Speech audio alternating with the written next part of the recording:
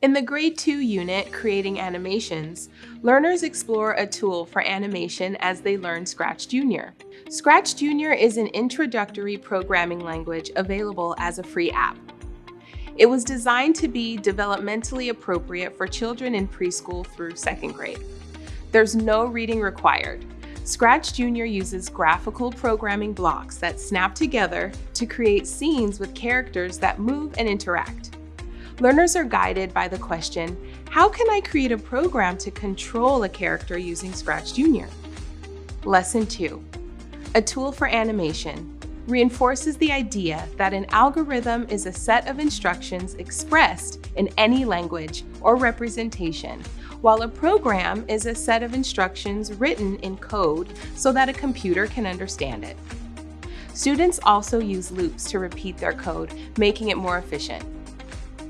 Scratch Junior runs on tablets or Chromebooks.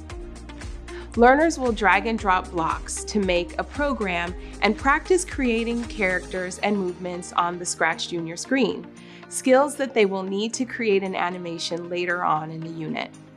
You'll learn more about Scratch Junior and how to use it in the Lesson 2 scavenger hunt.